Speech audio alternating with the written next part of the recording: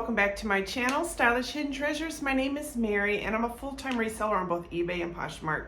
Today I'm bringing you a update video from a couple videos back of the Jamble app that I started on. If you're new to what Jamble is, it is essentially not a reselling app, a live auction app, very similar to like Whatnot, where you can essentially sell your things very low and make currently full profit because there's no fees. Now, the very first video that I made, super excited about Jamble. I mean, after all, there's no fees. Like, who would not be excited? I have had a few viewers that have gone over. I don't know how they're doing. I hope they're doing well. And there's a lot of good things about Jamble, but just like any selling app that you sell on eBay, Poshmark, Mercari, Whatnot, Depop, you name it, there's going to be some pros and cons. So this video is essentially an update video of my honest review of my experiences so far, how my shows went, and if it's something that I think I'll still do or not. So I do have some notes. I know it's kind of nerdy, but I wanted to make sure I got all of my thoughts out and did not like ramble on and on and on and not really give you any information. So we are going to hop into the video and I'm going to kind of give you some raw feelings, I guess you could say, some transparent feelings on how I feel on the app, and then you can kind of decide if it's something that will work for you. Disclaimer, I am not being sponsored by Jamble. I'm not getting paid to do it. I'm not, none of this stuff. So I'm just going to be completely honest, and I don't want to sway you to join, and I don't want to not tell you to join. It's definitely your opinion. I think it's a great app and it may be perfect for you. So if you checked out my last video, super excited about selling on Jamble, obviously because there's no fees. And many of us right now, especially with the way sales are and summer slowdown and the economy sucks and everybody, it is rough, y'all. It is rough. And I am going to make a follow-up video about that because I've changed a lot of things from a financial level in my business to hopefully save my business. So I will have that video coming out here very soon, probably after this one, honestly, while it's still fresh in my head. And I think it'll be useful because I know a lot of us are going through the same thing. And so if there's any tidbit of information I can give you that will help you, by all means, I want to do that. So in the last video, I kind of showed how to navigate on the app, a lot of the great things that I saw, which were a benefit for joining on the app as far as selling, how easy it was. And then I was setting myself up to kind of tell you guys I was going to be, starting my first show. So very first show I had was horrid. And it wasn't Jamble's fault. It didn't work out. So technology didn't want to cooperate, or maybe the app was glitching, or maybe it was me. It probably was just me. Maybe it was the time that I did my show. That's possible too. But almost nobody showed up. And yeah, stuff just didn't work. So I literally ended it within like 20 minutes of starting. I was so frustrated. It probably was me. So technically the very first time was not a good indication of anything. So then I waited a few days, and by then on that Thursday, I actually had a call with the founder. He reached out and we wanted to just kind of talk about some things that we thought might improve the app, things that maybe I noticed when I was getting started, and things like that. And so that call, I take that back, that call was actually after I had just did my first show. So I had some really good feedback, I thought. Now what I thought was cool about that, number one, is eBay really doesn't care about your opinion on anything. You can be with them as long as I've been with them for 11 going on 12 years, and they deep down in the pit of their soul could care less how I feel about anything. I mean, they say they can put notes in and send it to your team and all this other stuff, but y'all know it, they don't care. You're one in a billion of other sellers on their app. What I love about Jamble is they do give off the realistic vibe that they honestly do want to improve this app. They want to make it best for sellers. They want to make a great experience for buyers, and they legitimately want your feedback to help make that happen. I love that. I like hands down love that. And the two guys that I've spoke to, which are both, one I think is the founder, one's a co-founder or something like that, are great guys, like honestly. And I don't say that easily. I'm usually a pretty good judge of character, but they seem like really good, legit dudes, you know, really want to help, really want to make the app what it needs to be for it to work. So the conversation went great. And all of this was coming off of my first show.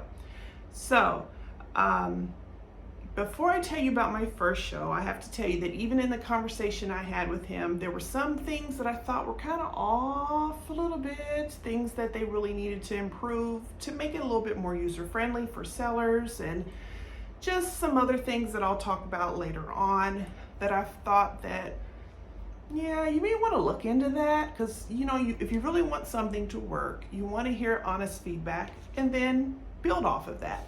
And it was great to hear that some of my concerns were concerns that other sellers had too, and they were working on those things. So I thought that was great. So I wanted to put that out there. So fast forward to my actual first show. It was a success. I had 98 things in my show.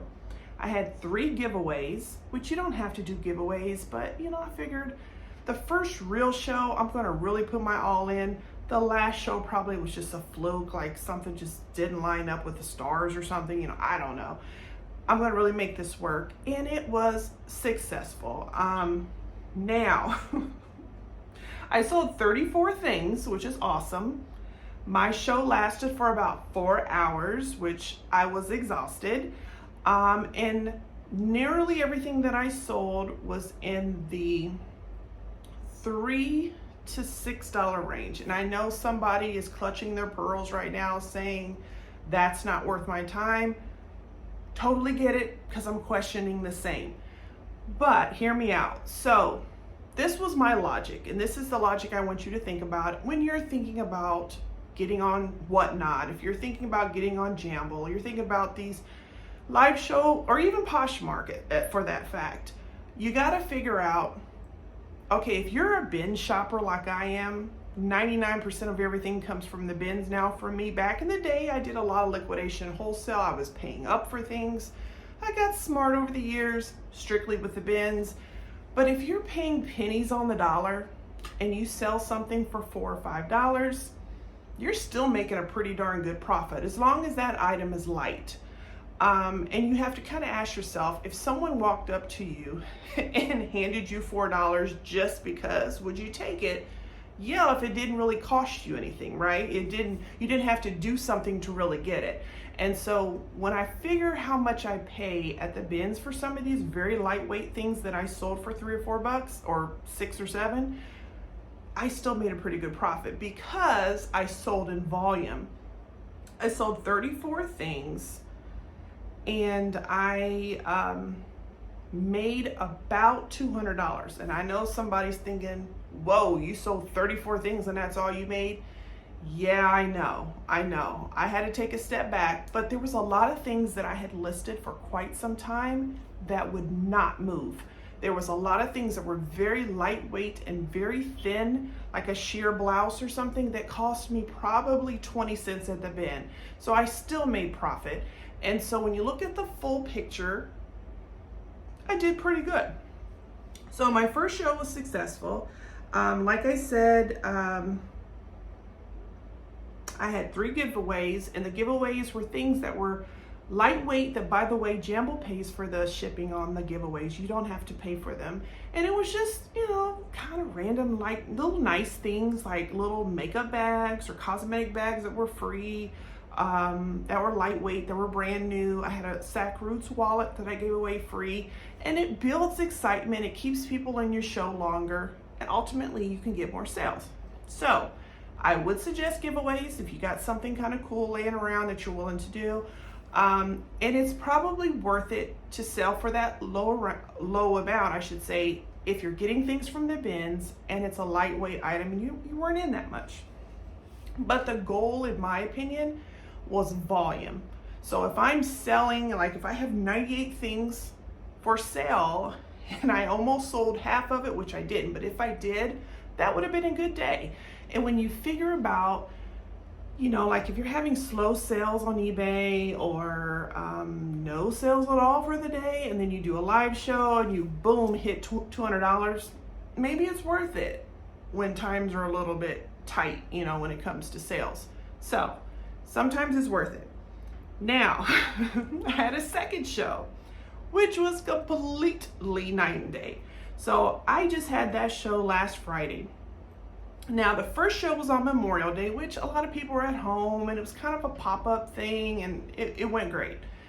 So last show was last Friday at 5 o'clock, which is a little bit earlier than I usually do a show, but I figured I got an awful lot of stuff in this show. I had 160 things for sale, y'all, like 160. Of those 160, probably 70 of them were brand new items. There were jewelry I was selling for $1 and $2. And I know what y'all thinking, but this is jewelry I've had sitting forever that I got wholesale from China. It's okay for it to go for $1 or $2. Trust me, it is okay. And then of course I had my regular $3 to $5 things. So I had almost 160 things. Guess how many things sold, y'all? 11. And they were all $1 and $2 items. I was so mad. And I literally went through most of the rack and nobody was bidding. Nobody was in the show.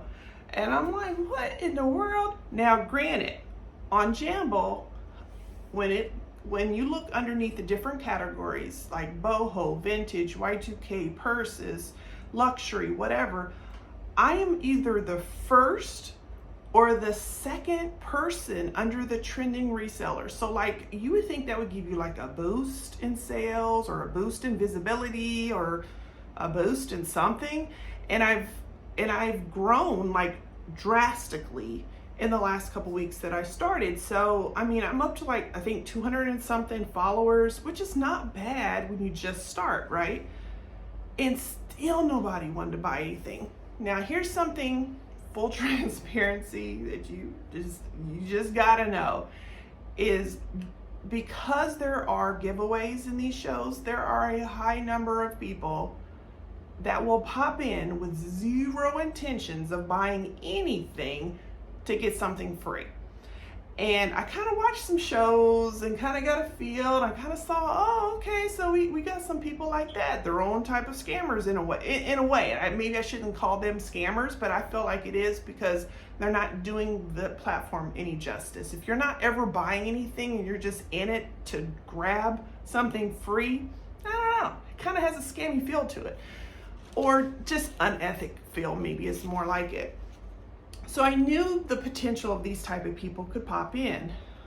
Why was that nothing but was popping in on that show? Like you kind of see the names as you're interacting with them, or people are bidding or asking questions or whatever. And then you'll see a random name all of a sudden say, did you already run the giveaway? And I'm thinking, did you not just get in the show? Like, how about you buy something and then we talk about the giveaway? You know, like what? And so the more that happened in the show, the more irritated I got. I try not to show it. And even the buyers were getting. And that's something I mentioned in the talk that I had with one of the co-founders. And it's sad when you're trying to do something fun in your show. And honestly, I would look at it almost like rewarding the people that are buying, right? Thank you for buying from me. Let me give you a chance at the spin. You know, let me give you a chance at this giveaway. Those people deserve it because they bought things, right? But there's people that are buying things, and then people that just randomly pop in, they get something free and then they cut out. And then you'll see all these other people cut out too because you've already run a giveaway. Like zero intentions. That's a problem that I have with the app. And that's something I mentioned with the founders. They're completely aware of it. I think they're working on something on that. But that's one thing I wanted to mention when it came to, if you decide to sell on Jamble, be advised, be aware, you got those type of people. So then the other experience I had in the second show, because I told you, it was a bomb, right? I had brand new free people and all this other stuff, and people did not want to buy stuff because $6 was too much for a brand new $108 free people dress. Like, yo, you could take that dress and resell it and make a profit, even if it's not for you. But the mindset on that app is so, like, the number is so low of what people are used to paying for, that when you actually still show them a deal, they can't see the forest for the trees. And that bothers me. And that's one thing I mentioned to the founder. And this is just me and my perception of being a reseller for 11 years. I've been around the block like a lot. I've learned some things, I've made mistakes, I've learned some great tips, all of that, learning experience, right? But I'm very perceptive when it comes to a lot of things in reselling. And that's one thing I mentioned to him. I said, if you don't do something about setting the bar so low on this app, it's going to turn into a Mercari. And no offense if anybody sells on Mercari, that's your thing, that's your vibe. You know, I get it. But most people will tell you, Mercari has like a yard sale feel. It doesn't feel like a top-notch type, like Poshmark has a great feel when you go onto the interface or the platform. eBay has a good feel. Amazon has a good, I mean, even Depop has a cool vibe and a cool feel, but Mercari has kind of an off feel to me. And then you have a lot of scammers on there, because scammers are going to go where things are very low, and they think that the mentality in certain platforms will kind of jive with that, right? Because you have people that are already thinking, oh, you can just get this for nothing, and so then I could scam her too, because she's, you know, like, I don't know. It's weird, but it's true. And so my thought, like I told the founder, was, why not set the bar to where the minimum bid is $3 or $4 on anything on your platform? Because here's the reality. There's no fees right now, but they're coming. So if you're selling stuff, like I told him, if you're selling stuff for $1 and $2, and you're setting that expectation for people to come onto the platform, and that's the highest that they can make on things, well, what happens when you start charging fees? Like, you're gonna lose me for sure. And you're gonna lose a lot of other people, because if I'm selling you something for $1 and there was a cost for that item, even at the bids, there was a cost, then you're taking a percentage off of that. Where's the value in selling on there? Do you see what I'm saying? And that's not something that a reseller can sustain for a long period of time. Now, if your only goal in life on Jamble is to literally get rid of stuff out of your closet that you're maybe going to donate to the Goodwill, and you could care less if you make $1 or something, that's maybe okay. But then it goes back to the same thing. If you're wanting bigger resellers or people with large volume stores, like for mine, for an example, that has close to 4,000 items, I can't really do that, because here's my process. I start on eBay and I list my items, and y'all know on eBay there's 1,050 fields that you got to fill out in order for your item to be searched. So you do all the legwork on eBay. Then from there, most of us cross list over to Poshmark, or you may do it vice versa, but either way, you're doing work on both. Then from there, if you also sell a little on Depop, which I have in the past, or you sell a little bit on Mercari, which I've done that in the past, then you do that probably third. Then you have these apps like Whatnot, which I've sold on Whatnot. I have sold live shows on Poshmark. I have now sold items on Jamble. That is the third, fourth, or fifth step. So you've gone through all this work. Great lighting, descriptions, measurements, the cost of good. So when you've gone through all of that and then you only make $1 on the sale, that's kind of a problem, right? I mean, you did a whole lot of work in the beginning only to end there. So if you're offloading stuff that you can't sell, you're offloading stuff you're going to get rid of, maybe you're getting out of the reselling business altogether, maybe that's the right app for you. I'm questioning if it's the right app for me, because when I kept looking at all the stuff I was selling for next to nothing, and then I figured all the work that I put in, your time has a value to that. And that's something you need to remember in this video. If nothing else, our time has value.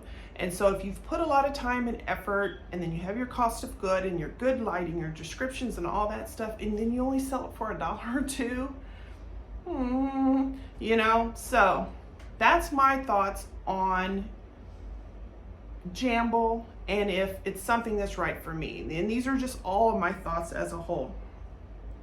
So when it comes to things that I think they should improve, I've already mentioned this to them, and maybe if you've stepped over there, you've noticed there's no search for your items when you're looking for them. So I have, like I said, over 3,000, close to 4,000 items. Well, if I want to add things to a show to click on them, I have to go through all thousands of listings to find it, to then click it. There needs to be a search, and that to me is like 101 when it comes to building the platform. There should have been a search. So I've already mentioned that. They're already aware of it. They're working on that. Another thing you'll have to contend with is the sizes are funky. Like when I use their import function and everything brought over, well, anything that's higher than a size 12 falls in. It will automatically turn it to like a 5X or a 4X or a 3X. So then you have to go back in and edit all of those listings. And even when you edit them, it stops after large, and then it goes to, some numbers, and there's no petites, and there's no plus size. I don't know, it's just kind of weird. So there's a lot of sizes missing. So a lot of my things end up going into the other, which is an option. It says other as a size, but then when it comes to searching for something in the marketplace, like say you're not doing a live show, you're just searching for it, well, you can't find it because it goes under other. So that was another thing that I found, which was a little bit of a challenge. Next thing is, when it comes to following and things like that, that was super easy. The exposure for you to show your show and all that kind of stuff, that was easy. Obviously, you can go on TikTok or YouTube or Instagram, promote your things. Jamble is, I guess, very heavily over on TikTok and Instagram. So I think that's a great thing that they are definitely pushing that for exposure when it comes to that. The bids are low, which I've already mentioned. But you just have to factor that in if that is worth your time when it comes to, selling on the app. Bottom line, the vibe sometimes is a little bit off, only because some of the shows that I've gone into, they allow people to like sit on their beds in practically underwear and sell things. Like, it throws me off. Now, I know I'm giving off mom vibes right now, but as a professional, that runs a business, like, this is not a side gig, this is a business. You need to present yourself kind of that way. And that's another example of something that kind of cheapens the site, and then it may kind of throw people off a little bit if this is worth me selling. Like, there are a lot of people that, have a nice background, they're doing their things legit, they're hustling, they're doing their thing, awesome. But there's also a lot of people that are on the show selling nothing, sitting on their bed, making bracelets. And I'm like confused, like, is this a social app or is this a live streaming selling app?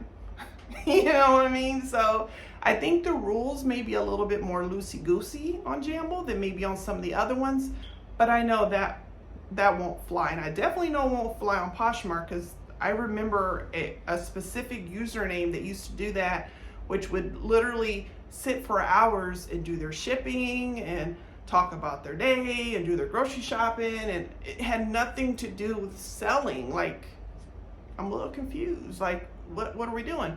So, like I said, I'm not trying to be a hater. I'm not trying to give off complete mom vibes, but it throws me off, is what I'm saying. It throws me off. And I think at the end of the day, you have to look at whatever selling platform you're on. Is it worth your time? Is it worth your investment? And are you going to make profit? I'm a little on the fence on the profit piece. So I'm going to go back to the drawing board and try to figure out if maybe what I'll do is when I pick up inventory and things that are on the lower scale, maybe don't even list these things on eBay or Poshmark, or take the time to do that. Instead, just do the quickie, I think it's called quickie list or quickie import or something like that, where you literally just take a quick picture, write a quick description, and then in the live stream pretty much gives the details. That's easy.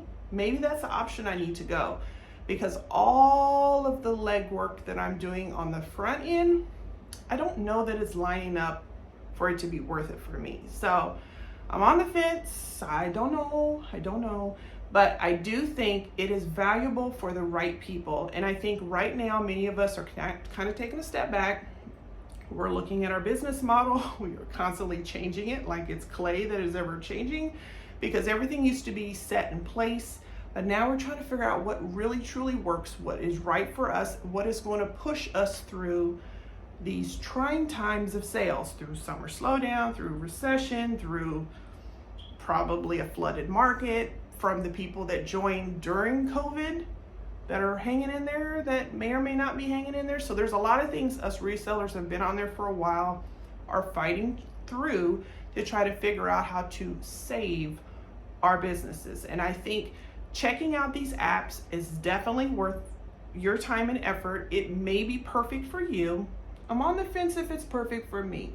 So I do think it's worth checking out. I do have my links below. So if you want to, if do nothing else, maybe buy something, get the experience, see if it's something that's perfect for you, or maybe you want to become a live seller. After all, it is free right now, guys. So these are my honest views. These are my honest thoughts. It may change in a month or two, but right now, I don't know. I'm on the fence. So you guys tell me what you think. If you have signed up and you've been selling on Jamble, tell me what your opinion is. Do you compare it better to Poshmark or worse to whatnot, or better than whatnot? I think all of them have their pluses and minuses. What do you think, and what was your first impression? So I hope you found this video useful. Please stay tuned, because I will be also giving an update on the changes I've made in business. And there have been a handful of them lately that I think also will be useful to your reselling business as well. So thank you guys again for watching, and please consider liking and subscribing, and I'll see you guys in the next video.